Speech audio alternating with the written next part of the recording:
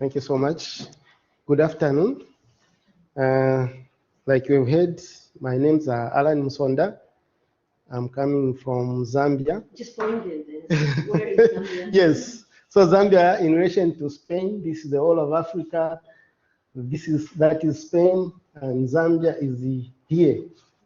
Yes, just here, neighbors to 8 countries, including Zimbabwe, Malawi, and Mozambique, and just away from South Africa. We are 15 million people in Zambia, and I think that's about Zambia. I'm coming from Copperbelt University, which is in Kitwe here. There I'm a lecturer of mathematics education. What it means, we prepare secondary school teachers, would-be secondary school teachers who are going to teach as teachers of mathematics. So I prepare them in terms of how they are going to teach and the mathematics they are going to teach. I'm here as a visiting researcher under the short-term scholarships, and I've been here for a month. This is my end of stay presentation. Having introduced myself, I'm looking at what we are looking at. I'm looking at the Algebraic Competences and Emotional Intelligence of first-year Bachelor of Science education students at Copperbelt University. There's a background why I chose this topic. It's part of my PhD program, and it's also part of the intention of the school in which I am, that we investigate why our students are failing. Just like any other institution, institutions are interested in their students achieving, because they come not to joke or to play around, but to achieve something and be able to contribute after their graduation to the growth of their various countries. Though this is the intentions of institutions, usually that is not the case. We see other students failing to complete because they are failing in certain subjects or in all subjects at times. So poor academic performance by the students is due to many things, but much more is because these students don't have the competencies required in that particular course or subject. So the competences are important. So it's like competences are being influenced by many factors. So in this, my study, I said, of course, there are many competences affecting achievement, and out of so many factors, some of them I don't know, I isolated emotional intelligence as one of those factors. My arriving at emotional intelligence came about through my literature search. On the internet, I found that emotional intelligence was a popular topic, and people were saying with emotional intelligence, we can achieve much. You don't just need the cognitive intelligence, which we all know, but you need the emotional intelligence. And in this, my study, I've defined what it is. Within no time, I will define it and see how it relates to competences and performance.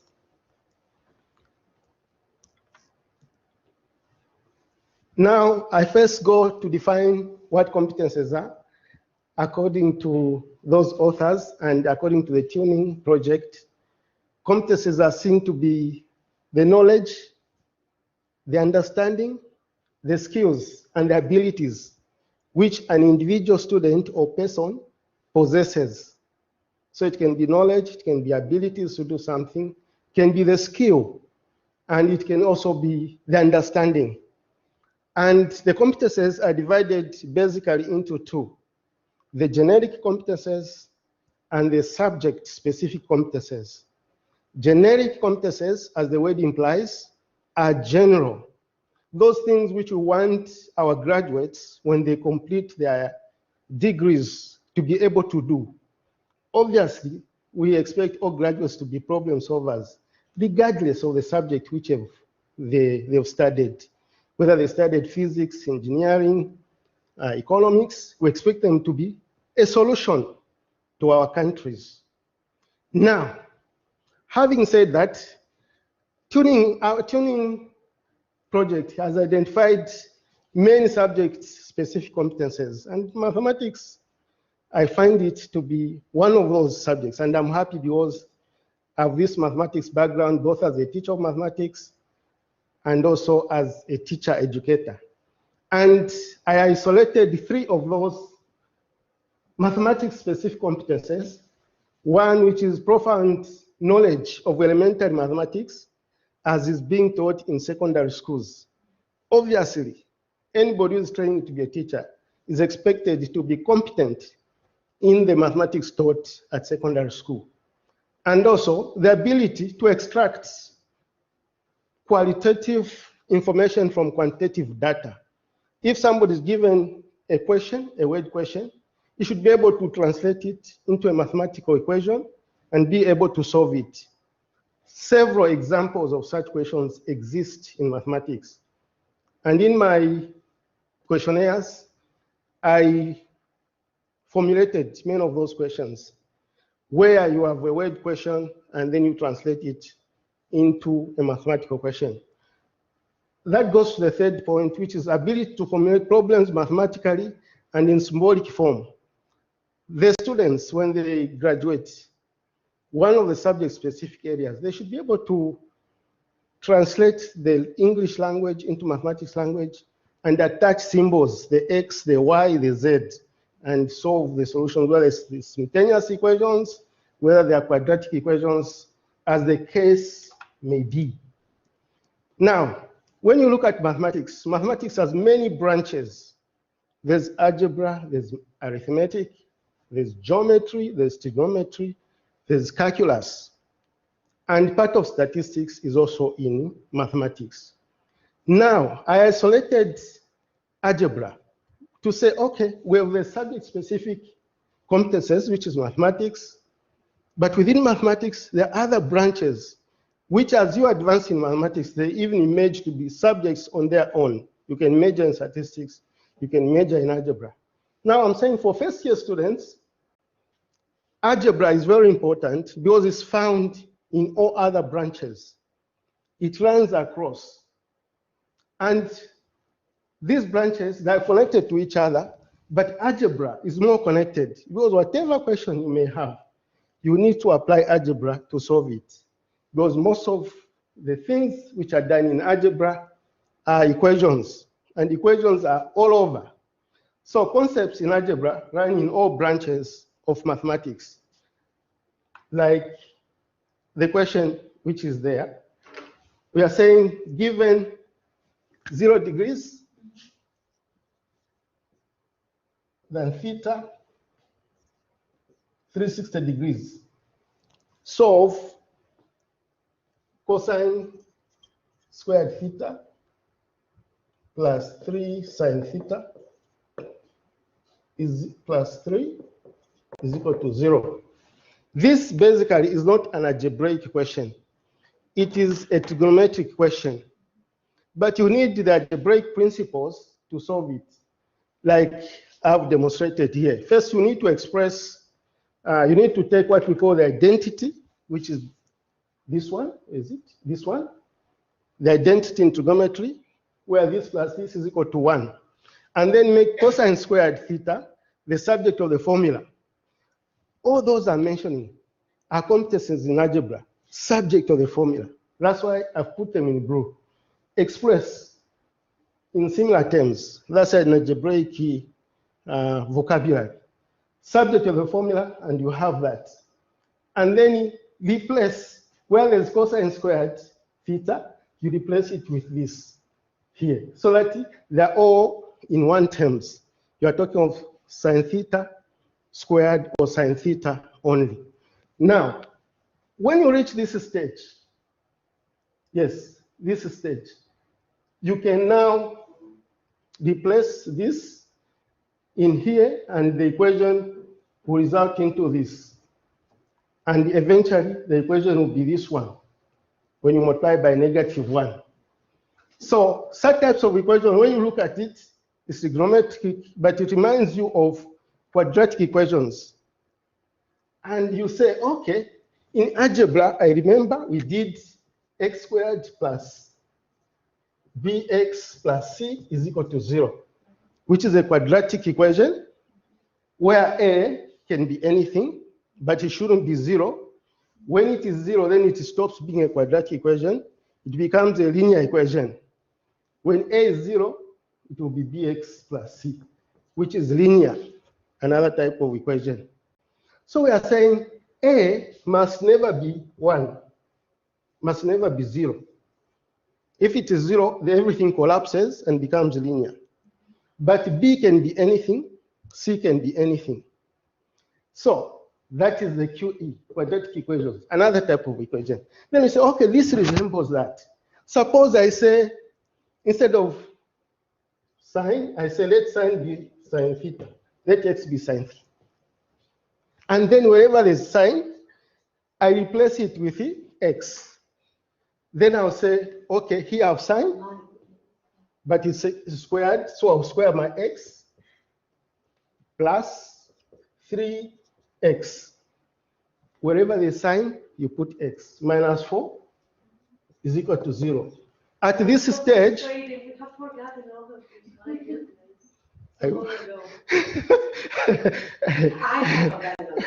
okay, that's nice. But I'm just demonstrating how algebra can be used, yes, in another branch. And these examples are many. Even in geometry, for lack of time, I could have demonstrated one.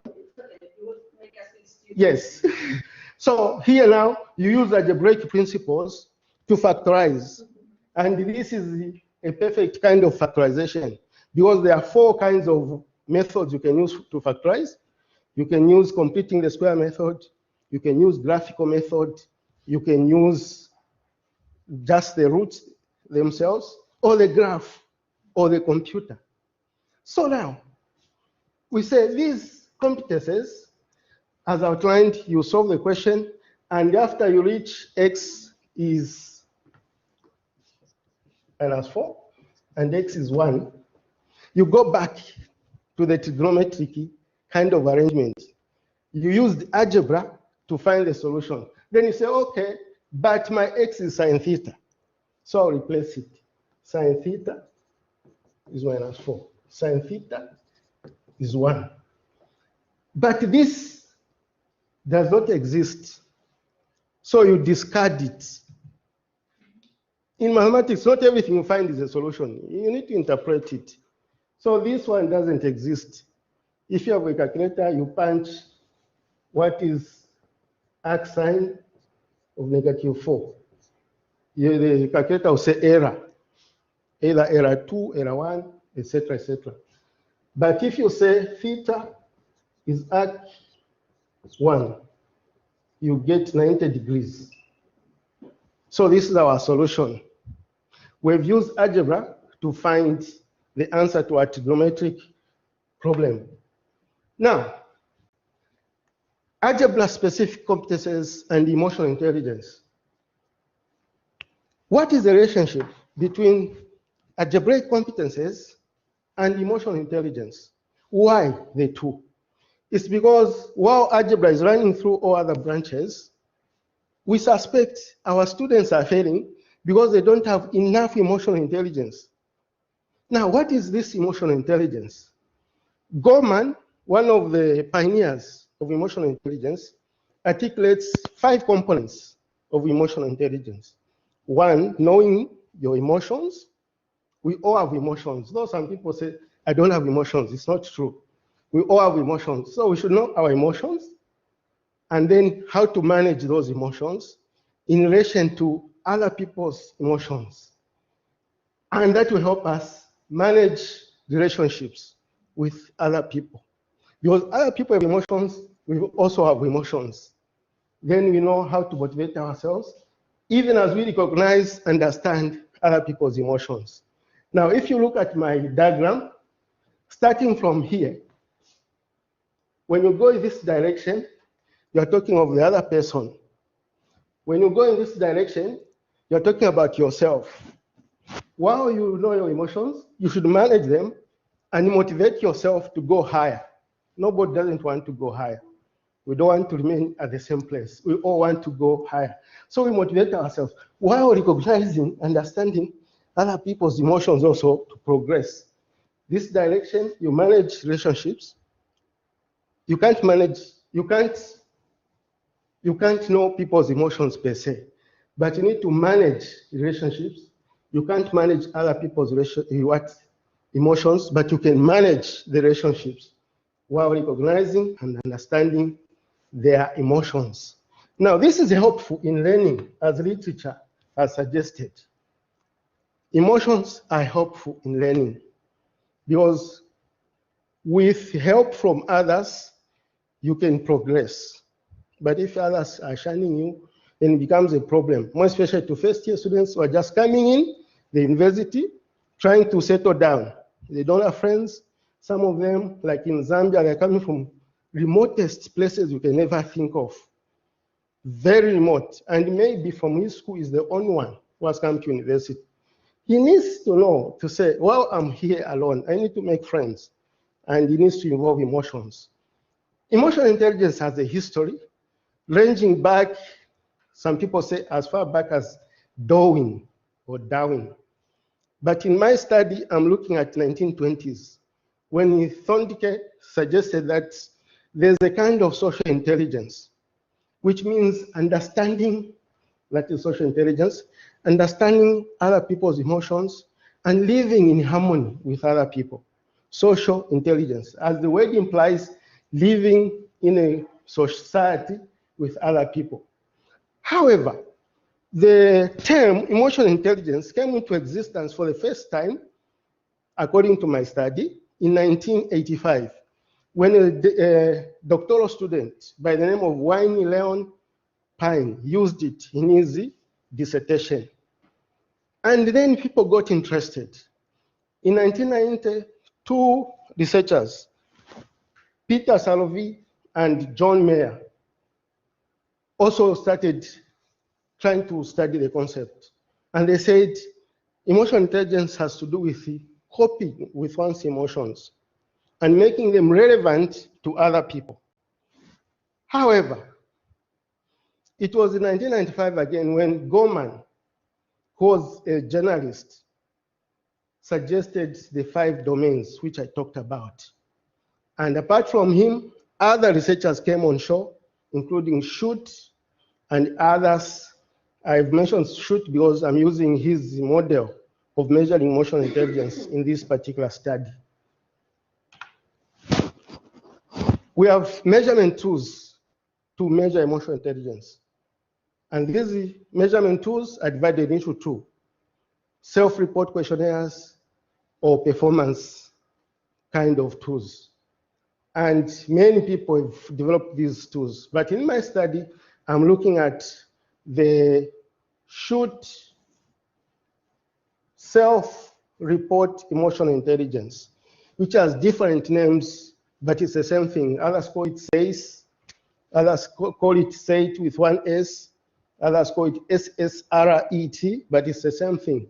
It was developed by Schut, and it's a Likert type of scale, the 5-point Likert scale, where a student or a participant measures himself against the 5 points, ranging from 1, very strongly disagree, to very strongly agree with 5 points.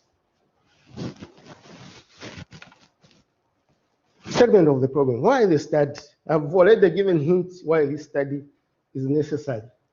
The failure rate of our students at Copperbelt University, which is in short we call CBU, is not so good. When I say the performance is not good, I mean many students in mathematics getting less than 50%.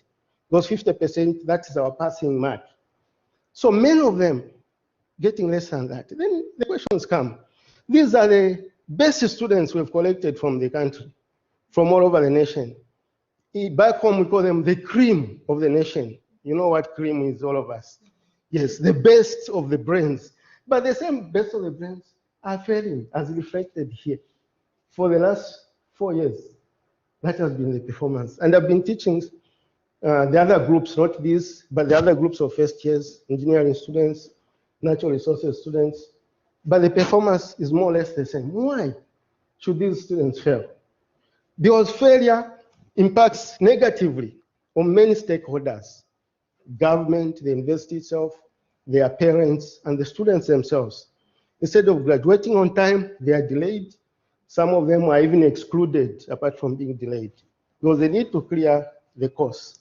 So it's of concern to say, why should they fail? What factors are causing their failure? Is it emotional intelligence? Hence the study. Purpose of the study is to examine the relationship of the algebraic competences, and emotional intelligence. How does what I was explaining in terms of algebra relate to emotional intelligence? Is emotional intelligence a factor? And to do that, 3 research questions have been isolated. I'm using the word isolated because this is a big study. There are other research questions. But for this particular presentation, I've isolated 3. Is grade 12. When I say grade 12, I mean the last grade at secondary school.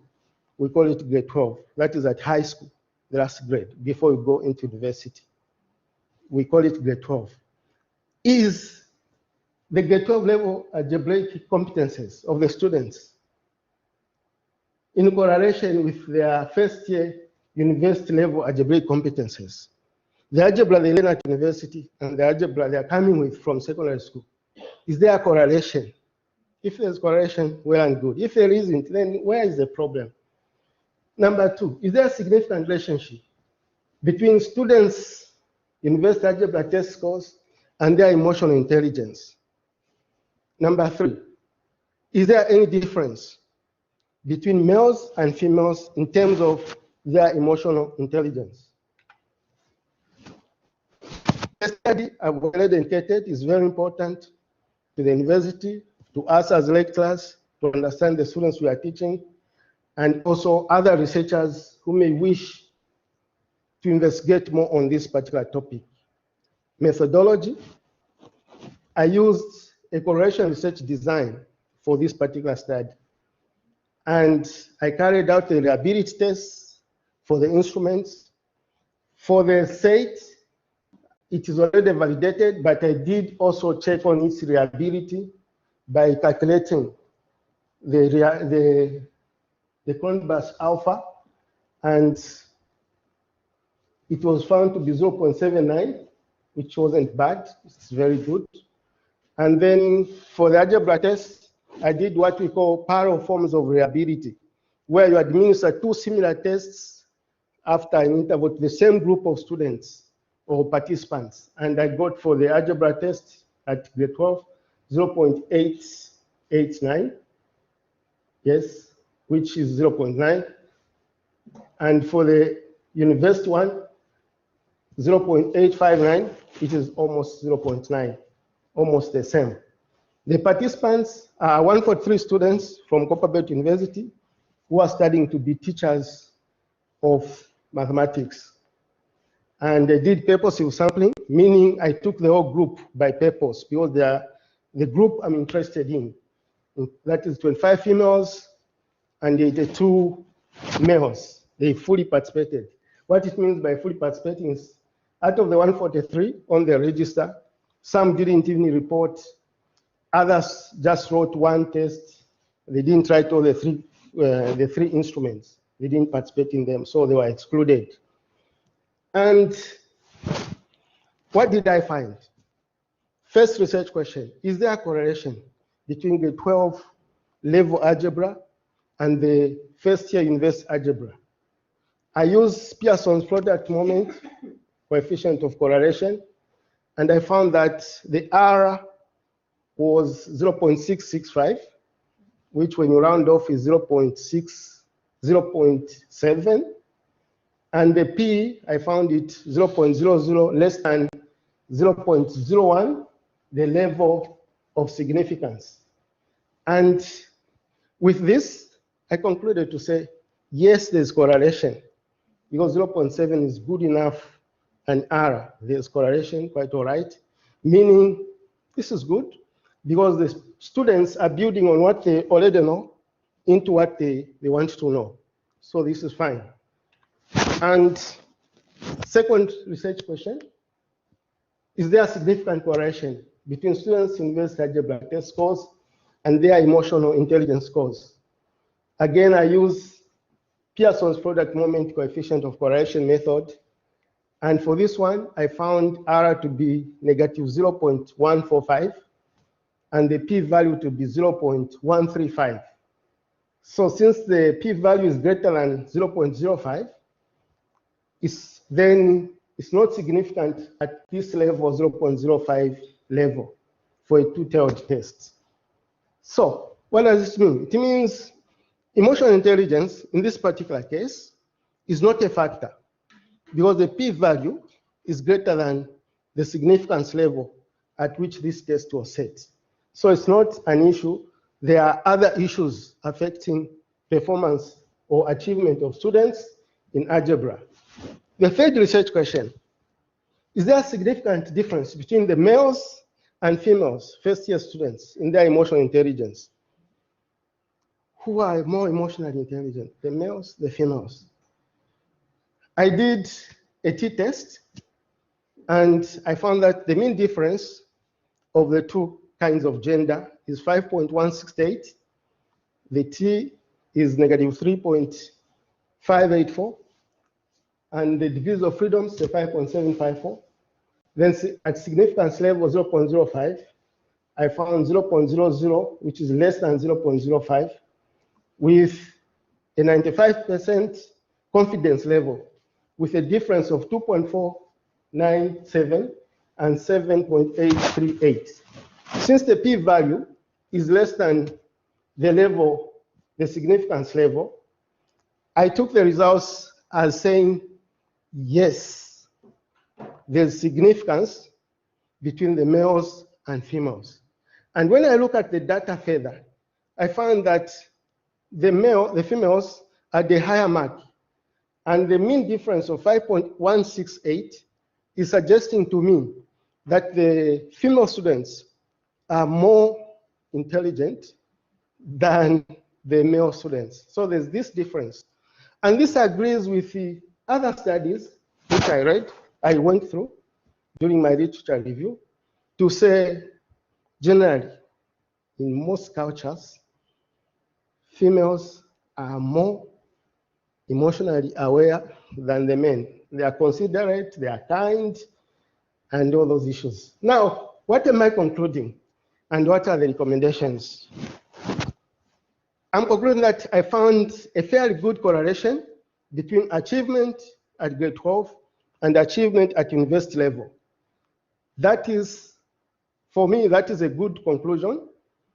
It agrees with theory to say students build on what they know in order to know what they don't know. So if they are good at grade 12, we expect them to be good. There should be some correlation. Though they are failing, there should be some agreement, because the same topics taught at grade 12 are the same topics which they build on at university. Number two, the low achievement in first year university algebra at CBU, in algebra and mathematics in general, can be attributed to other factors, not emotional intelligence. In this particular study, emotional intelligence is not a factor, but other factors, maybe lack of resources, maybe other issues, not emotional intelligence. Number three, yes, I've already mentioned this one. There's a significant difference between the males and the females, as other studies have also suggested. The recommendation is that both females and males, they need to receive formal training in EI, because the intelligence which the students, female students demonstrated is not of training. So both of them, it's recommended that they undergo some training. Then further research should consider 3 or more universities, not just one university. 3 universities. In Zambia, we have about 3 public universities. Of course, others have come on board. So somebody can do a study which involves all the other universities. In my case, in this, my program, apart from this, I'll investigate again the next intake before I can publish, before I can graduate in my PhD program. my dean said, you can't just base your findings on one group. You need another group, if possible, a third group. And then that's when you can come with conclusive results. Thank you for listening. Thank you for your attention. I end here and invite your questions.